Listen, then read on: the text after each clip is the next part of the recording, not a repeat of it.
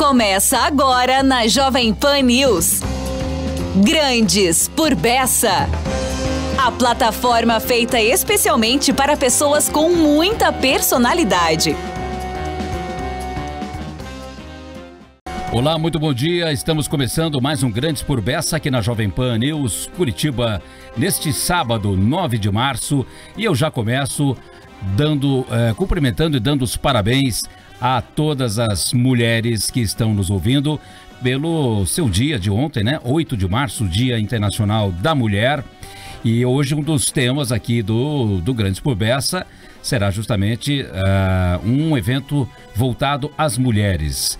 Hoje eu estou tendo o prazer aqui de receber uma mulher de grande destaque em todo o Paraná, que é a presidente da Seção Paraná da Ordem dos Advogados do Brasil, doutora Marilena Winter. Bom dia, Marilena. Bom dia, Bessa. Que alegria estar aqui com você, ainda mais nessa semana, nesse mês que é dedicado aí à celebração em homenagem às mulheres. Uma alegria muito grande estar aqui partilhando esses momentos contigo. Muito obrigado. Aliás, né, você é a primeira mulher a assumir a presidência da OAB Paraná, né? Exatamente, a primeira, espero que seja a primeira de muitas, né? Em 90 anos de história da nossa instituição. Exatamente. E no segundo bloco, eu vou receber aqui, para que os homens não reclamem, né? Vou receber aqui o Thomas Gomes, que é o novo presidente também, aqui um jovem aqui que está assumindo a ADEME Paraná, a Associação dos Dirigentes das Empresas do Mercado Imobiliário.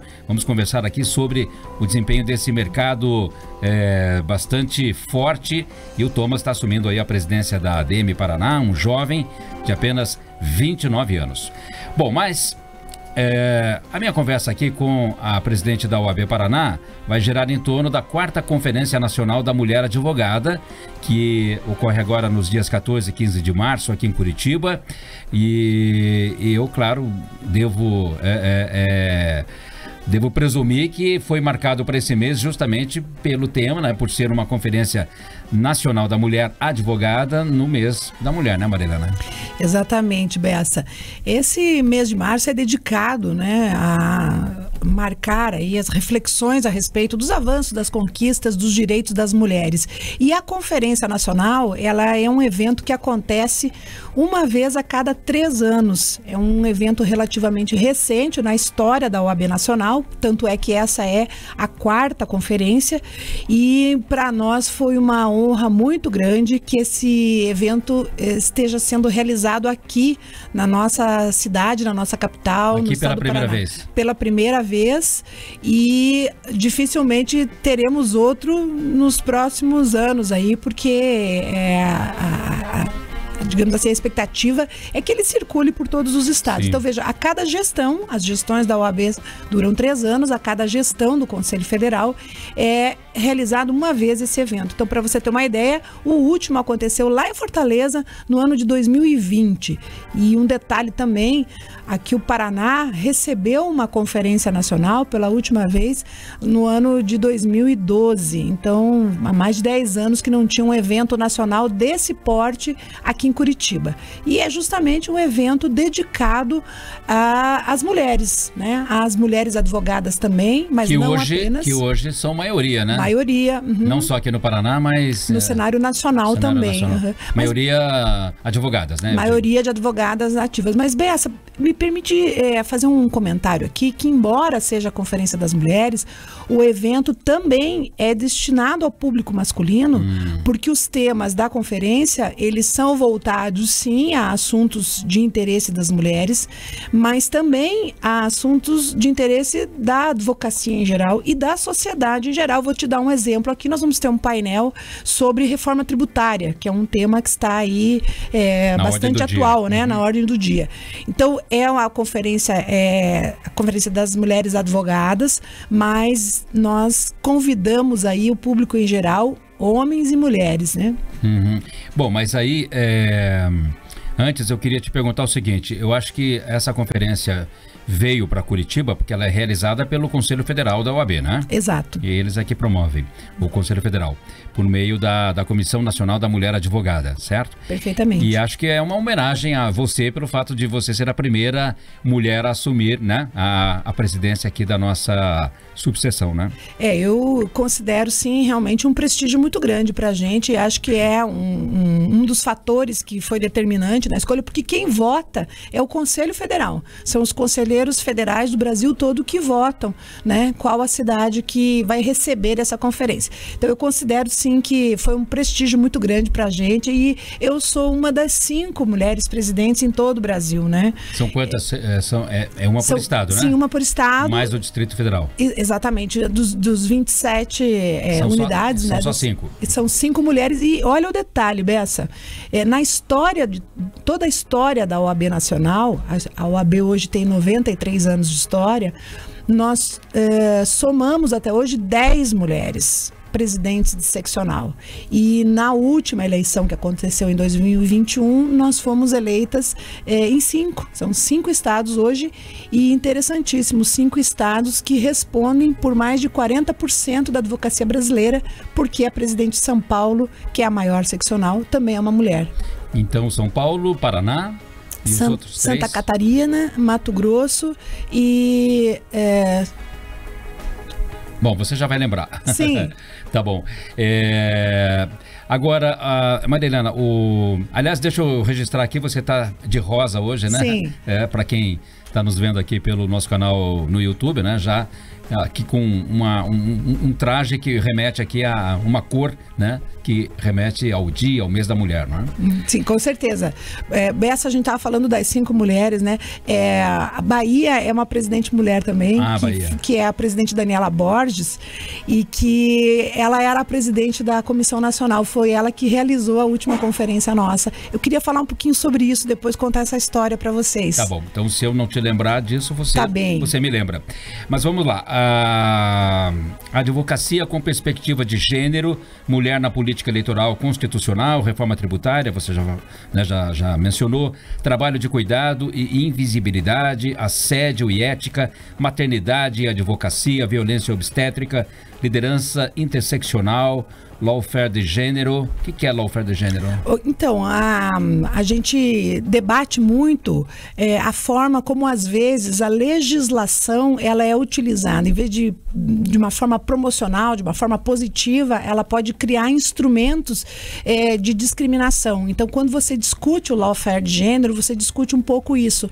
O quanto que é preciso proteger as mulheres e aplicar a legislação também de uma forma a favorecer a proteção dos direitos da mulher. Estamos falando das mulheres de um modo geral. De um modo geral, com certeza. Não da mulher advogada. Não, então não pode ser usado a pretexto de uma legislação que foi pensada para a proteção da família, por exemplo, para a proteção dos direitos das mulheres, ser usado em detrimento, né, e de uma forma discriminatória das mulheres. E isso acontece muito também no exercício da advocacia, que às vezes a advogada mulher, ela tem suas prerrogativas violadas pelo simples fato de ser mulher.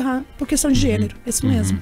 Às vezes pelos próprios colegas ou magistrados, sim, eventualmente. Sim, isso acontece. É uma rotina, infelizmente, ainda é uma realidade. Bom, aí outros temas. Enfrentamento do racismo, saúde emocional e prerrogativas da advocacia são alguns dos temas dos painéis, né, dessa 4ª Conferência Nacional da Mulher Advogada. Sim. Ou seja, vai ser bem amplo, né? Vai ser amplo, e ela tem uma lógica, assim, bem transparente.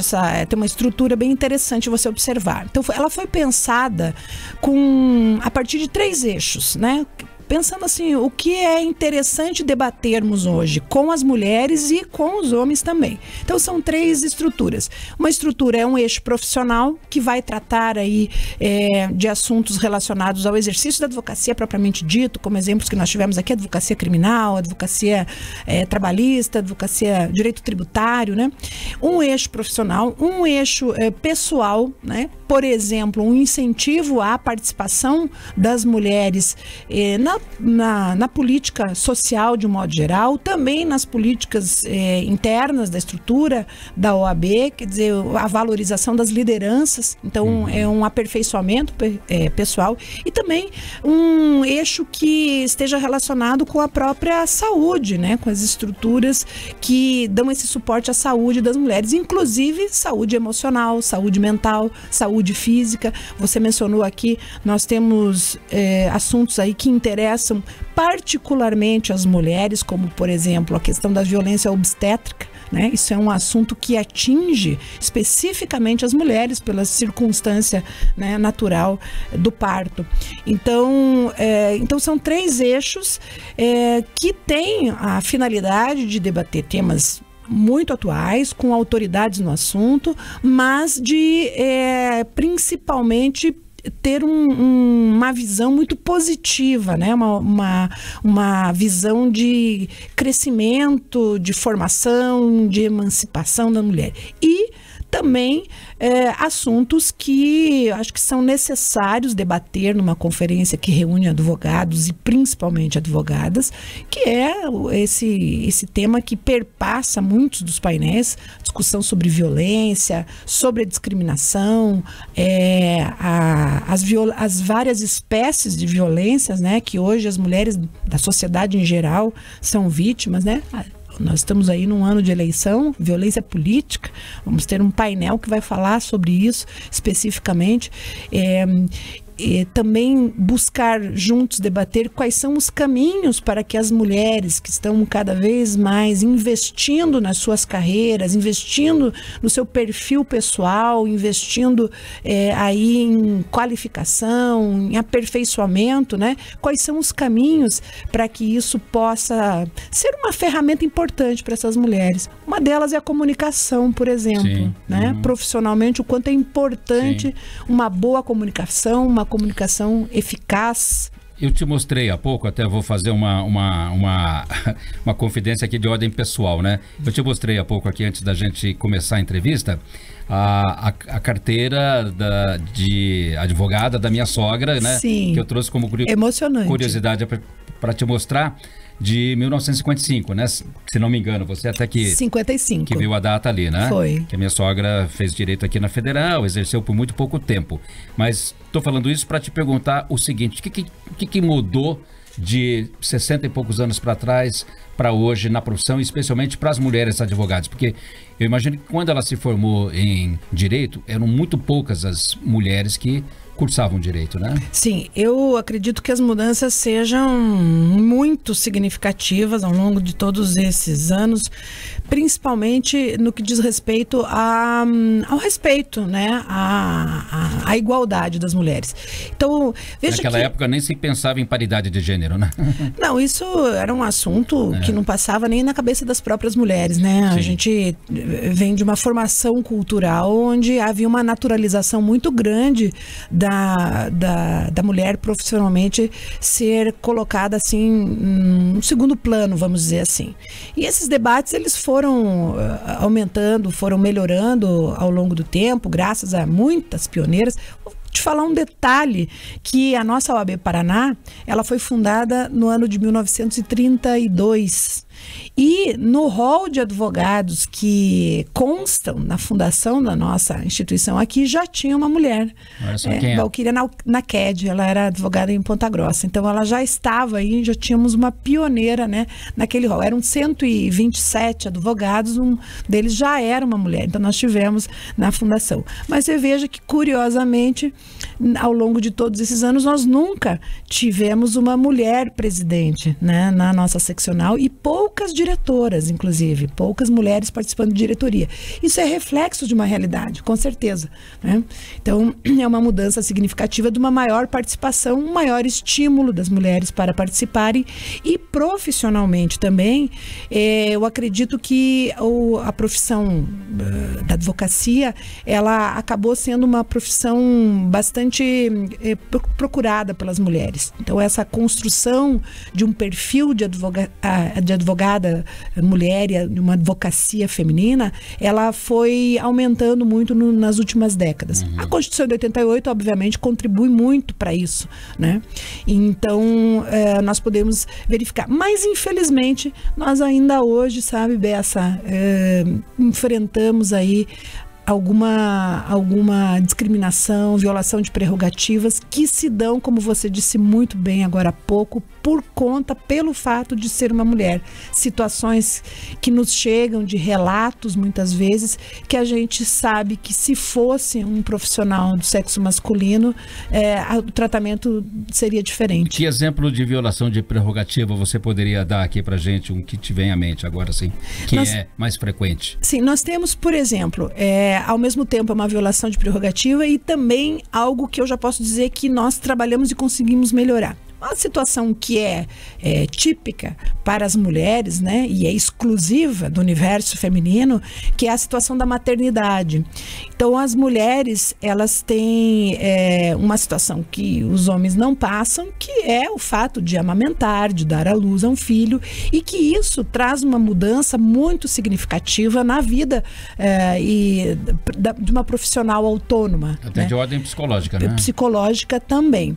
Então, essa é uma prerrogativa que surgiu recente na nossa legislação, de reconhecer que quando uma advogada é a única num processo, ela tem o direito de, ao dar à luz, ou estar amamentando, ou quando ela adota um filho, ela tem um período em que ela pode, digamos assim, tirar uma espécie de licença, mas no sentido de dizer que ela pode pedir prorrogação de um prazo, de uma audiência, então de uma forma mais amigável, né, ao exercício profissional. Esse é um exemplo que eu acho que ilustra bem uma condição que é perfeitamente natural e que produz efeitos relevantes na vida de uma profissional e que a legislação era cega para isso, né? Desconsiderava. Então, a mulher advogada... Pode acontecer de uma mãe, jovem mãe, pela primeira vez advogada e ser acometida por uma depressão pós-parto? Também pode ser, né? Pode acontecer. E ela tem, de repente, ela tem uma audiência para fazer e tudo mais, para participar, e às vezes não está em condições, né? E você veja que interessante esse fato. Essa legislação que alterou o Estatuto da Advocacia é uma lei chamada Lei Júlia Matos, é uma lei relativamente recente, e ela surgiu a partir de uma situação vivida por uma advogada que, coincidentemente, hoje, depois ela foi nomeada como ministra, e é ela que vai fazer a abertura da conferência, a ministra Daniela Teixeira. Ah, tá aqui, sim. Ministra Daniela, foi ela que... Vai fazer a conferência magna. Vai fazer a abertura. Ela é do STJ, né? Exatamente, ministra do STJ. A história dela é muito interessante porque ela, enquanto advogada, ela grávida, estava aí na fila para fazer uma sustentação oral e ficou horas na fila. A gravidez dela já estava bastante adiantada. Ela chegou a solicitar que fosse dada a ela a oportunidade de falar com precedência, com preferência. Não foi permitido, não foi autorizado e em função disso ela teve complicações, inclusive no momento ali do parto, com a gestação dela teve complicações. Júlia Matos é a filha de Daniela, que acabou então dando nome à lei que mudou o Estatuto da Advocacia. Foi por conta dessa situação dramática vivida por uma advogada na tribuna, né? Causou um impacto inclusive para a saúde dela, um risco para a saúde da criança, que houve uma alteração legislativa garantindo hoje, portanto, esta prerrogativa. Certamente ela vai relatar isso, né? Com certeza vai falar sobre isso também. Palestra. Com certeza, sim. Uhum. Mas a Júlia nasceu normal. Maravilhosa, assim, normal, perfeita, mas foi uma situação dramática e eu falo disso aqui porque isso é público, notório. Ela várias vezes já relatou esse fato e é interessante, você veja a que extremo precisou chegar, né? Para que uma situação que deveria ser tão natural pudesse ser acolhida pela legislação, para assegurar um direito equilibrando, mais ou menos assim, como a questão da Lei Maria da Penha, né? Pronto, isso. Né? que surgiu a partir, né, do caso lá da Maria da Penha. Né? Exatamente. Então são formas de violência. Quando a gente fala, né, das violências que podem atingir uma mulher e até as profissões, né, são pequenas violências, isso, se você analisar dessa forma. E a gente tem visto, infelizmente, cada vez mais, né, na mídia, todos os dias, casos de feminicídio, né, que eu não sei se eles estão crescendo ou se esses casos estão sendo mais divulgados, né, mas infelizmente todo dia, né, só você ligar em qualquer canal de TV ou acessar um site noticioso, né, e tudo mais, que tá lá, né, marido matou a mulher, ex-namorado, porque não aceita fim da relação, esse tipo de coisa, né, e crimes assim, né, até na frente de filhos e tudo mais, né, então aí já expandindo para as mulheres de um modo geral. Sim, essas são as duas coisas, me parece. Eu acho que, infelizmente... Até advogadas são vítimas. Tivemos um caso esse mês ainda muito trágico no Rio Grande do Norte, em que uma advogada foi vítima de uma emboscada, vítima de um feminicídio, e era advogada também. Muito trágico. E são as duas coisas. Infelizmente, os números não... diminuíram. Que é uma advogada, inclusive, que cobrou até, né? Ela teria dito quem seria a próxima vítima, não é? É essa advogada? Ela teria publicado nas redes sociais dela lamentando um outro episódio recente, envolvendo uma advogada também no mesmo estado. E cobrando, né, providências. Exatamente isso. Foi isso. E ela acabou sendo a próxima vítima. Sim, foi isso que aconteceu, lamentavelmente. E eu acho que esse é um esforço, Bessa, e por isso que eu digo, esse diálogo tem que ser realizado com a sociedade, independentemente de gênero, né? Homens e mulheres têm que unir esforços, porque eu costumo dizer, Bessa, que veja, em pleno século XXI, com tantos avanços em tantas áreas, na ciência, na tecnologia, enfim, no próprio direito, nós temos índices tão dramáticos envolvendo uma violência dirigida a uma mulher pelo fato dela ser uma mulher, a violência de gênero, a violência doméstica. Isso não se justifica, né, numa sociedade... Isso mostra que esse tipo de discurso tem que ser... reafirmado todos os dias, né? Todos os dias tem que haver uma consciência, uma conscientização por parte dos homens, que são os maiores, a maioria dos agressores são homens, são pessoas da família, né? Um ambiente em que a mulher deveria estar se sentindo segura, né? Um ambiente que deveria ser de afeto, um ambiente de cuidado, acaba sendo um ambiente de risco para muitas mulheres. E muitas vezes, não vou dizer em todas as vezes, claro, mas muitas vezes quando a mulher é a agressora, muitas vezes essa agressão resulta até de uma situação de uma violência que ela vem sofrendo há muito tempo, né, seguidamente, né? Sim. E acaba sendo uma espécie de reação, né? Sim, e é importante se falar sobre isso para que os sinais da violência sejam reconhecidos, porque há uma tendência, muitas vezes, de minimizar, né, sinais que a própria ciência já, né, reconhece como algo que pode se agravar. Então é importante saber isso, é importante que as pessoas que estão vivendo essa realidade ou que conhecem pessoas que estão nessa realidade saibam também da importância de uma resposta, de uma medida, de uma atitude, né, para sair desse ciclo de violência, saber também muitas onde vezes procurar. As mulheres têm receio até de procurar, né, ajuda, né? Tem. Muitas delas até são desacreditadas, né, ao fazer uma denúncia, né? E tem dificuldade de identificar os sinais também, né? Sim. Às vezes não conseguem atribuir realmente a importância que aquilo ali tem. Então, são desacreditadas, às vezes são discriminadas até por isso, ou tem muito medo, né? Tem muito medo envolvido também. São ameaçadas. Então, é importante se falar sobre isso, é importante que a sociedade tenha essa consciência, porque é preciso uma união de esforços, sim, realmente, né? Setor privado, as empresas, os bares. Curitiba, por exemplo, tem uma legislação aqui também que busca orientar, né, até os funcionários, né, dos locais, para que uma mulher que esteja se sentindo ameaçada, ela possa ser orientada, possa até ser por acolhida. Sinais, né? Já tem, também. Tem uma linguagem de sinais. Isso é muito importante, sim, com certeza.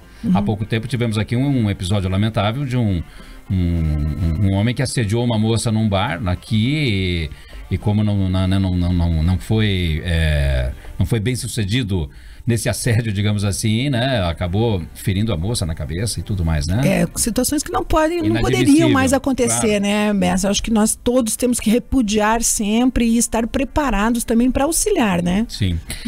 Bom, a gente está quase caminhando aqui para o final da nossa entrevista. Estou conversando aqui com a presidente da OAB Paraná, doutora Marilena Winter, que é de União da Vitória, né? Sim, exatamente, nasci da minha terra. Ali da grande cidade, que também é a cidade do ex-presidente José Lúcio Glumbi, né? Também. União da Vitória tem alguma coisa aí, um poder aí meio... União da Vitória tem uma, digamos assim, o privilégio aí de ter, acho que nós temos lá um gen que gosta do judiciário, né? Nós temos aí hoje representantes, nosso presidente do Tribunal de Justiça, presidente do TRF4, presidente do TRT9, somos todos União Vitorienses. É um celeiro lá, então, de pessoas ligadas aí ao direito. As mulheres hoje, quantos inscritos tem a OAB Paraná e quantos deles são mulheres? Nós estamos hoje num número de em torno de 86 mil inscritos ativos, né? E o número de mulheres chega em quase 43 mil. Então, nós estamos aí a metade dos nossos quadros de mulheres. Já ultrapassamos em uma faixa etária, as mulheres mais jovens já são maioria. Né? Então, as mais jovens. As mais jovens já são a maioria. Então, se você fizer uma análise dos números digamos assim, a partir de 40 anos, já é a maioria de mulheres. Né? Esse é o nosso cenário. Bom, aí deve estar. Vou aqui mais uma vez fazer uma autopropaganda aqui. A minha filha, né? Sim, está nesse quadro, com certeza. Está nesse quadro aí, que é advogada e que está com 35 anos, né? Quer dizer, uma jovem advogada. Faz daqui uns dias, inclusive. E já com uma carreira bastante promissora, bastante brilhante. Aliás, minha homenagem também a ela, né? Por ser mulher, ontem, né? Foi comemorado o Dia da Mulher, a todas as mulheres advogadas e mulheres de um modo geral, né?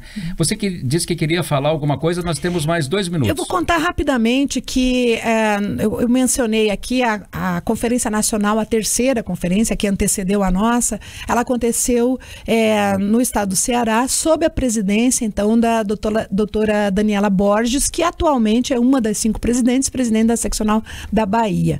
E essa conferência, ela foi responsável por apresentar uma proposição que era da implementação da paridade no âmbito da OAB. Essa conferência aconteceu em 2020, a paridade já aconteceu imediatamente após, que foi em 2021. E a Ordem dos Advogados do Brasil, enquanto instituição nacional, foi a primeira das estruturas do sistema de justiça, que é composto por Judiciário, Ministério Público, Defensoria Pública, a primeira a implementar paridade. Então, isso é um produto da Conferência Nacional, foi uma proposição da conselheira Valentina Jungmann, na época, e que aprovou, no âmbito da conferência, essa proposição, e imediatamente na eleição seguinte, Bessa, todas as estruturas da OAB em todo o Brasil já respeitaram a paridade. Significa dizer que dentro da OAB nós temos estruturas, né, presidências, diretorias, conselhos, subseções, metade desses quadros é obrigatoriamente formado por mulheres. Então, isso foi um grande avanço, nascido no âmbito de uma conferência, daí também ressaltar a importância dessa reunião, desses debates, desses temas, porque deles nascem, às vezes, grandes transformações como essa. A partir do momento que a OAB implementou isso, eu considero que isso traz um exemplo para a sociedade, né, de assegurar esses espaços, e também o próprio sistema de justiça vem evoluindo. Você acompanha, Bessa, você que é alguém que está sempre aí muito atualizado com todos os temas, acompanha que também o judiciário vem procurando implementar isso, por exemplo, nas promoções das mulheres nas carreiras, para ter mais desembargadoras.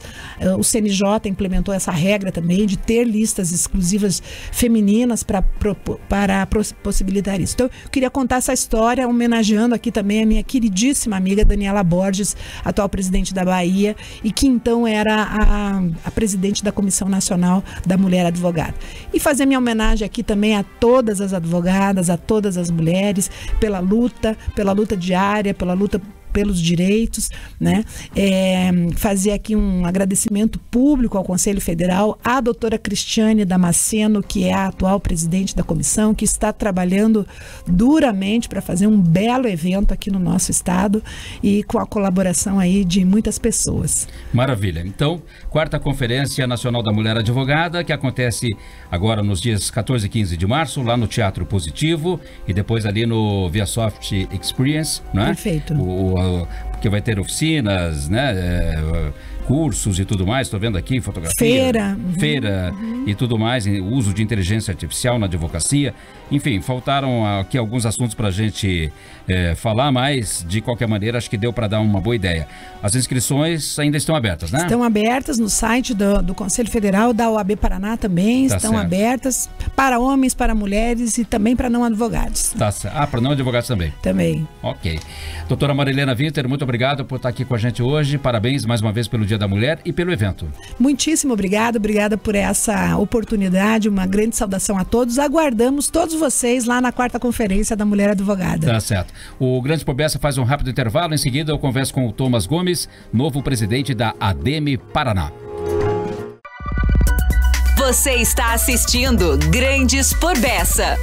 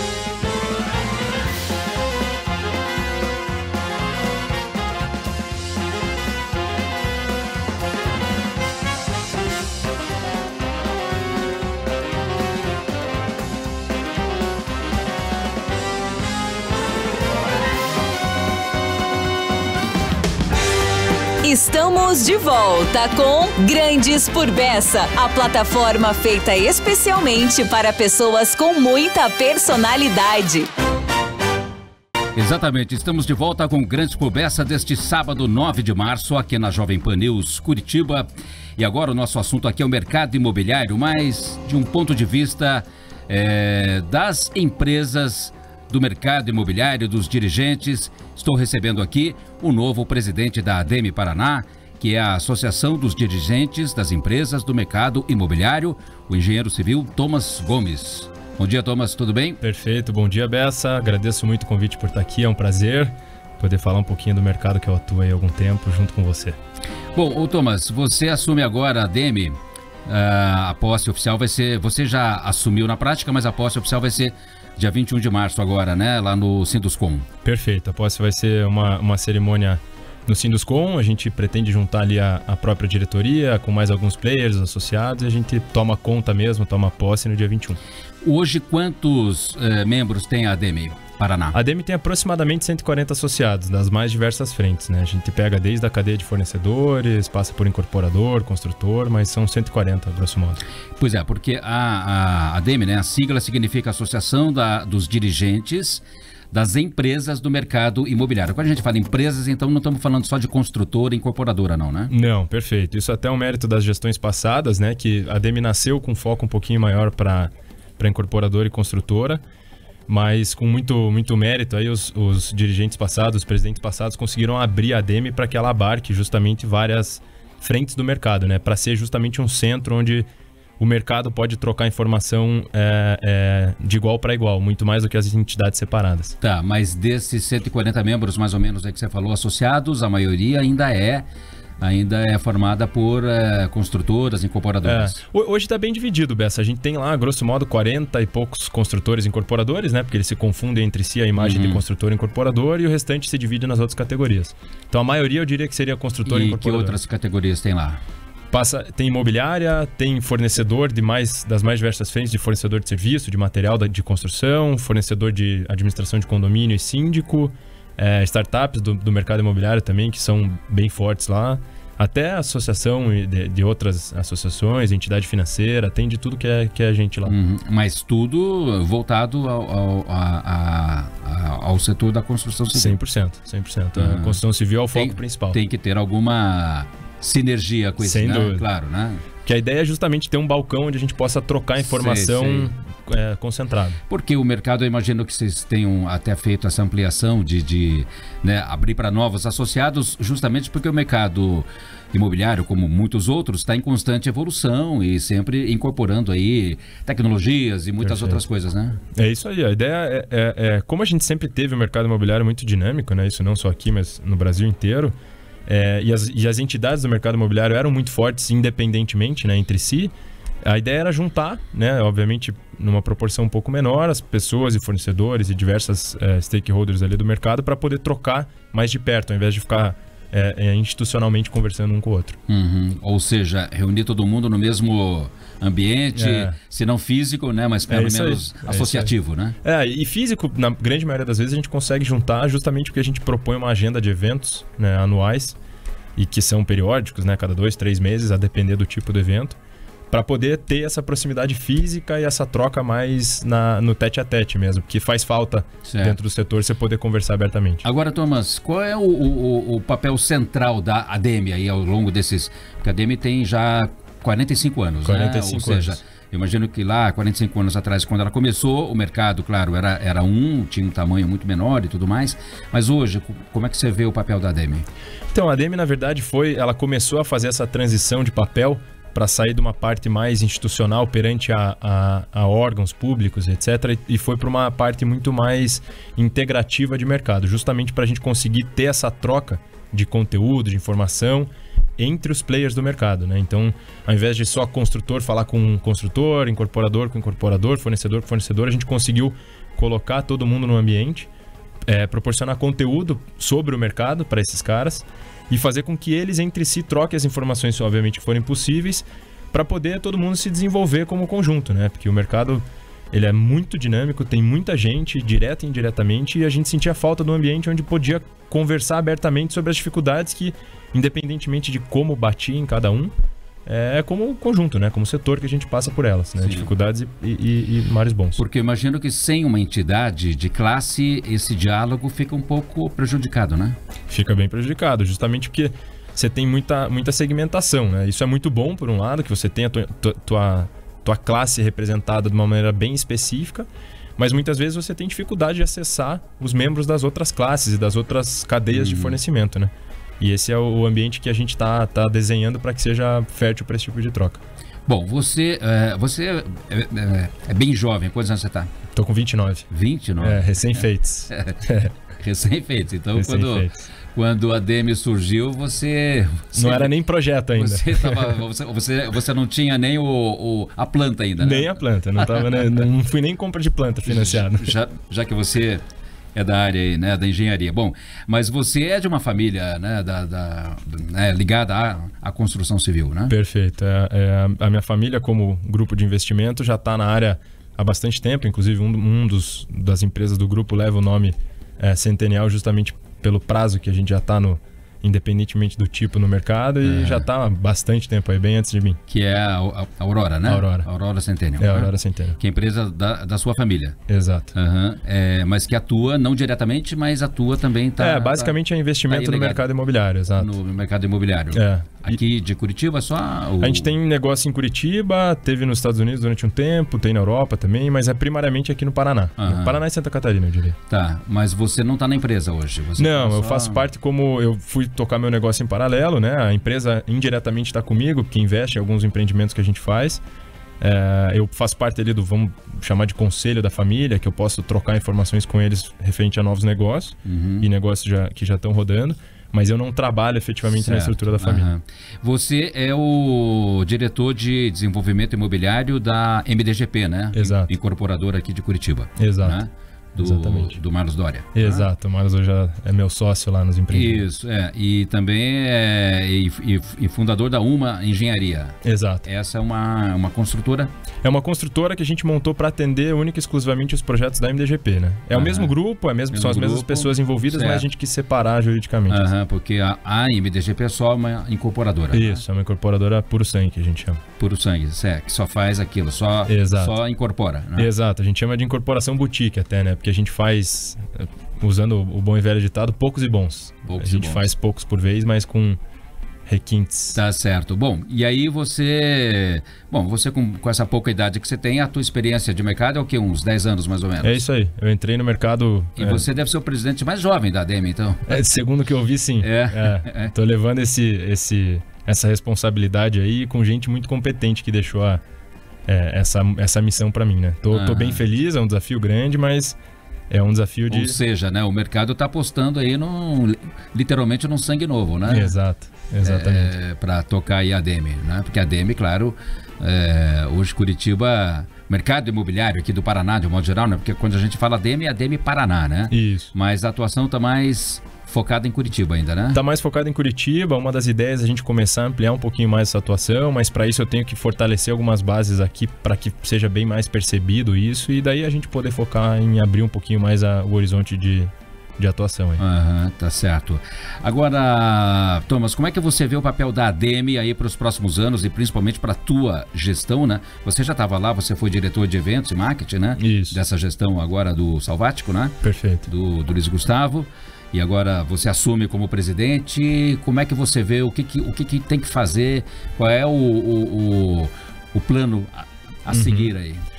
Então, Bessa, como eu falei, a gente está surfando uma onda muito positiva criada pelos presidentes anteriores, né? Pelo Salvático, pelo Leonardo Pissetti, pelos anteriores a eles. E a ideia é manter esse mesmo trilho, no sentido de atuação da ADEME, como eu falei, ser um ambiente de troca, mas fazer com que isso seja mais bem percebido pelos próprios associados, fazendo com que eles entendam a geração de valor daquele tipo de informação, conteúdo e troca para quem está dentro, e fazer com que isso seja percebido para quem está fora, né? A ideia é manter no mesmo rumo, mas proporcionando melhorias em fases diferentes. Certo. E aí vocês... E para desenvolver esse trabalho, né? Porque eu sei que você já mencionou isso aqui, fomentar muita discussão, né? Trazer Perfeito. Outros atores aí que possam, né? Exato.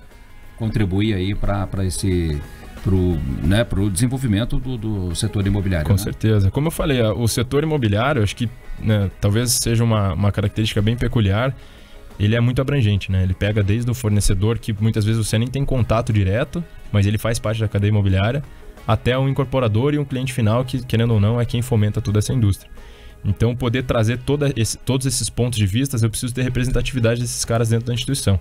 E poder falar com eles também de uma maneira que seja claro, né? Uma via de mão dupla para que eles entendam o que eu quero dizer e que eu entenda o que eles querem dizer. Então, a ideia é justamente reformar, ou melhor, otimizar as estruturas que existem já de comunicação, de eventos, de podcasts, webinars, para focar na percepção de valor desses caras para com a ADEME e vice-versa. Hoje, as empresas, né, do mercado imobiliário estão na mão de que nível de... Né, eu falo nível assim em termos de faixa etária, assim, de geração assim, das pessoas. Sabe que essa é uma boa pergunta, Bessa, porque isso eu converso muito com o próprio Salvático sobre isso. Isso tem migrado, como eu mesmo sou um representante disso, né? Você é exemplo disso. Eu sou um exemplo de que tem mudado um pouco de geração em termos de faixa etária. Mas eu cresci, na verdade, pela própria família dentro de um meio de pessoas muito experientes, e eu entendo que o diálogo, né, não adianta só colocar gente nova lá e achar que vai dar tudo certo, mudando tudo que já foi feito durante muito tempo. Então acho que o diálogo entre as gerações passadas que construíram uma estrada super sólida para que as gerações futuras venham e eventualmente otimizem algumas coisas, Sim. ele é imprescindível para fazer isso rodar. Então não adianta achar que vai inventar roda, fazer com que as coisas sejam criadas do nada.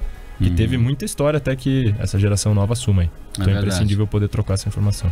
Isso que você está falando é muito importante e bom, né? Porque assim, a gente vê que, como em qualquer outra cidade, né? Não só do Brasil, do mundo, enfim, né?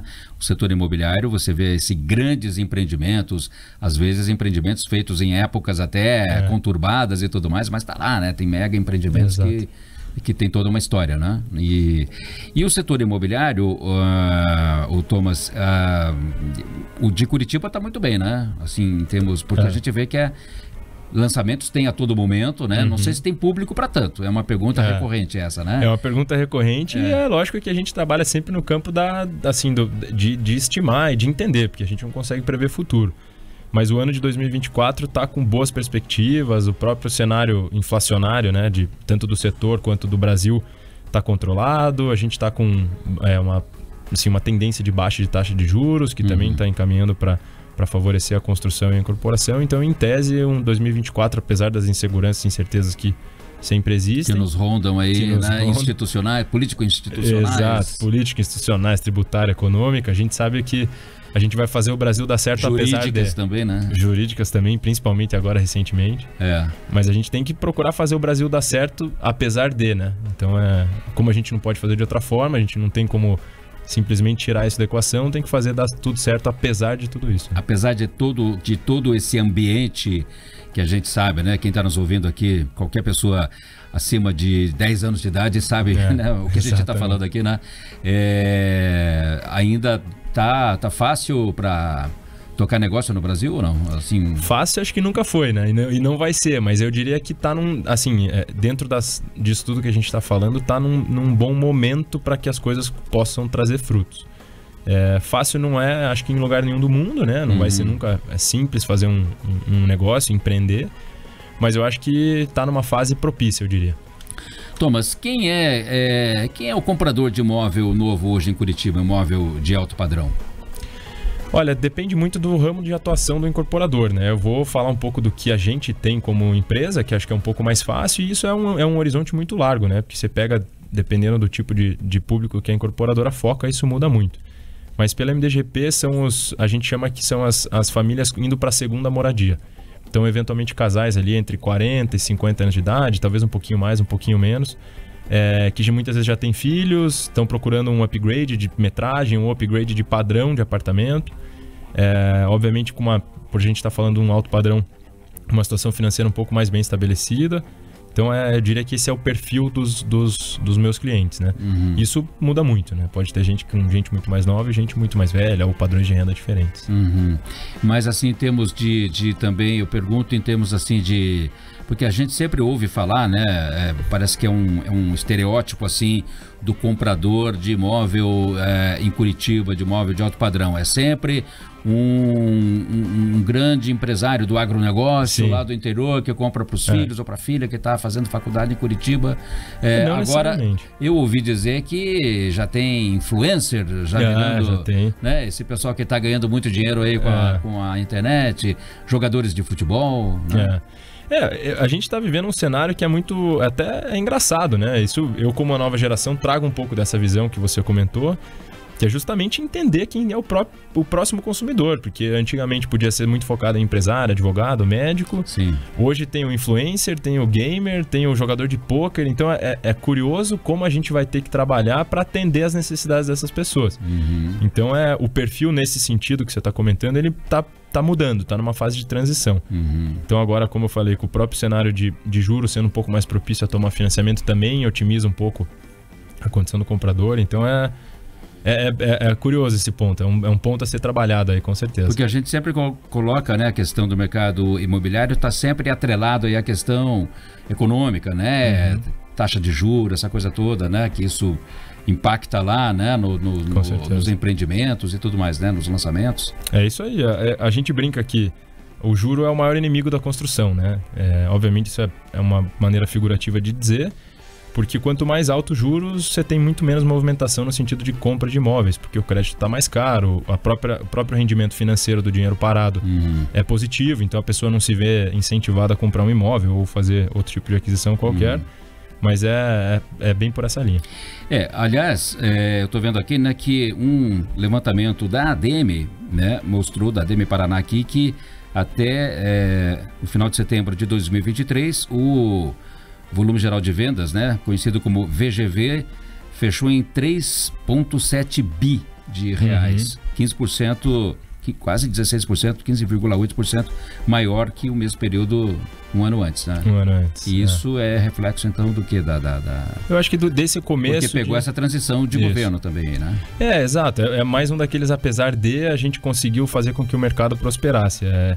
Já é o mercado veio de períodos muito difíceis, né? De desincentivo até por causa das inseguranças de compra, e o ano de 2023 já foi um ano que foi muito mais positivo do que se imaginou. As perspectivas estavam muito mais pessimistas do que otimistas. E volto a dizer que, apesar de tudo que aconteceu, não só o setor imobiliário, eu imagino que muitos outros também tenham conseguido prosperar. E 2024, isso ainda é mais... Os dados indicam que isso vai ser ainda mais favorável ao crescimento e ao desenvolvimento. Obviamente o futuro a Deus pertence, né? A gente não tem como prever, mas tudo indica que vai ser um bom ano para que a gente possa fazer ainda mais negócio. E que tipo de imóvel você vê que está mais assim em alta e que está puxando ou vai puxar, né, digamos, esse desempenho aí? Em termos de volume, em Curitiba, nos últimos anos, falou-se muito dos compactos, né? Que vão lá tem apartamentos minúsculos, que é de 12, 15 metros quadrados, até lá a faixa dos seus 50, 60 metros quadrados. Isso em termos de volume, de unidades mesmo. Tem apartamento menor que esse estúdio aqui, né? Bem menor que esse estúdio. Tem apartamento que os caras conseguem fazer milagre. E isso atende um público específico, senão não se fazia, né? Então, esse foi, nos últimos meses, anos aí, foi uma coisa que se falou muito. Certo. E aí, e em termos de região, existe uma... É difícil. Curitiba, apesar de ser uma cidade pequena, isso é uma característica engraçada. Apesar de ser uma cidade pequena, a gente não tem uma região muito específica que seja responsável... Pequena que você fala em que sentido, assim, para... Quando você compara uma grande capital, né? Curitiba tem lá 1.700.000 habitantes, a grosso modo, e territorialmente ela é relativamente compacta. Você pega São Paulo, por exemplo, é uma capital muito maior. O próprio Rio de Janeiro, que territorialmente é menor do que São Paulo, é uma região, uma cidade bem segmentada, né? E Curitiba é uma cidade com infraestrutura muito boa, transporte muito bom, então ela consegue ser espalhada, mas ainda assim manter um tamanho relativamente pequeno em termos de atividade, de população. Mas ela é uma cidade que dá para dizer assim que fazendo uma analogia aí com o petróleo, está com o desenvolvimento do setor imobiliário, sem dúvida. Tem um tempo X aí de vida ainda? Tem. Acho que a cidade tem muito a crescer, né? Eu sou nascido e criado aqui, então eu sei o que pode se melhorar, e eu tenho certeza que você também. Então tem muita perspectiva de crescimento, sim. A gente entende que pode ser feito muita melhoria. Mas em termos de áreas e também, tudo mais, né? Porque, com certeza. Curitiba ainda tem, mesmo em regiões que o bairro, por exemplo, já é muito desenvolvido, muito bem estabelecido, você vê terreno, você vê muitas coisas disponíveis ainda para poder se desenvolver. A gente vê, por exemplo, né, a região da Ecoville, né? É uma região que está em constante desenvolvimento, né? Exato. Aparentemente, olhando assim, a olho nu, você fala assim, não tem mais área para construir prédio aqui. Né? Mas a gente sempre dá um jeitinho. Sempre dá um jeitinho, no bom sentido, obviamente. O próprio Batel, que mudou o zoneamento recentemente. Sempre tem uma casinha lá. Isso, uma casinha, um terreno que estava coberto de mato, que o proprietário nunca deu muita atenção. E aí, acho que é o papel do incorporador provocar, no bom sentido, obviamente respeitando tudo que é legislação que prerroga esse tipo de coisa, e promover o desenvolvimento sustentável, né? Deveria ser feito. Eu noto que ali no Batel, você ia comentar aqui, né? Estão saindo vários empreendimentos. Perfeito. Naquela região, empreendimentos até 5, 6 pavimentos, assim, né? Isso. Ali já tá aquelas ruas ali, Carmelo Rangel, tem uma paralela ali a... Hermes Fontes. Hermes Fontes, né? Que é uma região de casas, uma região residencial bem antiga, de alto padrão, e que está se verticalizando, né? Isso, ali foi uma alteração recente relativamente do plano diretor, que permitiu verticalização onde não era possível. Então é um bom exemplo para dizer que um bairro ultra consolidado como o Batel abriu numa janela de oportunidade de desenvolvimento que a gente não esperava. Se esperava, obviamente, mas que em tese já era consolidado. Então, tem bastante frente para crescer ainda Curitiba, sem dúvida. No seu caso ali, da MDGP, né, que é a incorporadora da qual, né, você é sócio e diretor, vocês atuam mais nessa região aqui, Cabral, Juvevê, né, Centro Cívico? A gente tem aqui alguns empreendimentos no Cabral, no Juvevê. Recentemente nós fizemos uma aquisição num terreno no Batel, na Francisco Rocha, já está tapumado, então a gente está migrando devagarzinho, mas o foco na região norte aqui da cidade, né, no Cabral, foi circunstancial. A gente nunca teve como planejamento estratégico ter só aqui. As oportunidades vão aparecendo por relacionamento, por convívio, né, o nosso escritório fica no Cabral, mas aos pouquinhos a gente vai, como eu falei, é uma boutique, né, a gente vai muito devagarzinho, sabendo o tamanho do nosso espaço. Agora vocês estão então já lançaram um empreendimento lá? Ainda não lançamos. Não, o terreno está comprado, a gente está começando a trabalhar no desenvolvimento do produto a partir desse ano. Sei, na Francisco Rocha? Na Francisco Rocha. Quase esquina com a Carlos de Carvalho. Tá. Um pouquinho para cima, na parte alta da Francisco Rocha. Sei onde é. Então, e aí, e qual é o bairro ou região de Curitiba hoje que está assim mais bombando, digamos assim, né? É uma boa pergunta. Para venda. É engraçado que isso é muito variável de acordo com o padrão, né? Então, se você for pegar o alto padrão, acho que o Batel é unanimidade, todo mundo vai responder que em função dessa mudança está muito em voga. O próprio Ecoville também está num franco crescimento, apesar de muitas vezes você olhar e falar que não acha que não tem para onde crescer. E aí se você pega para outros padrões, obviamente bairros que às vezes não são tão conhecidos, mas tem bastante espaço para desenvolvimento ainda. Bom, e o nosso tempo já chegou ao fim aqui, mas eu quero te perguntar um minutinho aqui. Minha Casa Minha Vida, vocês também, não a sua empresa, eu digo, vocês como setor, né? Como vocês também, como é que está esse mercado hoje? Então, a ADM também inclui, né? Com certeza. Tem gente lá que temos do segmento. Temos vários associados que atuam nesse segmento. Nós temos, inclusive, na diretoria uma cadeira focada para habitação de interesse social e para esse tipo de projeto. É um setor que eu não atuo, né, como você bem colocou, mas é um setor que, em tese, a partir até com relação ao FGTS, algumas mudanças que aconteceram recentemente, tem muito espaço para desenvolvimento. Eu não vou poder falar com tanta prioridade assim, porque não é meu setor, mas eu tenho escutado coisas muito positivas. Tá certo. Você tá mais para Minha ADM e Minha Vida, né? Minha ADM e Minha Vida, exatamente. Que vai ser um pouco agora a sua vida daqui para frente. Exatamente, né? Exatamente. Tá certo. Thomas Gomes, novo presidente da ADM Paraná, toma posse agora oficialmente no dia 21 de março, tá aqui daqui a poucos dias, né? Daqui a alguns dias, Legal. Daqui a algumas semaninhas. Obrigado, Thomas. Parabéns aí, boa sorte, né, nessa sua gestão. Você que é um jovem empreendedor, agora um jovem, né? Tá tudo na moda. Os jovens hoje estão tomando conta aí da política, das entidades, né? Tudo mais. É isso aí. Obrigado, Bessa, pelo convite. Foi um prazer. Parabéns pelo programa. Obrigado. Eu sou ouvinte, espectador aí. E vamos ver, vou trabalhar duro aí para cumprir essa missão com São 2 anos, louvor. né? 2 anos, até a final de 2025. Tá certo. E o Grandes por Bessa deste sábado, 9 de março, vai ficando por aqui. Eu agradeço a sua atenção, a você que nos acompanhou aqui em Curitiba, região metropolitana, litoral e no interior do estado também. A gente volta no próximo sábado. Um ótimo final de semana a todos. Você ouviu Grandes por Bessa. Para pessoas com muita personalidade, na Jovem Pan News. De volta sábado às 11 horas da manhã.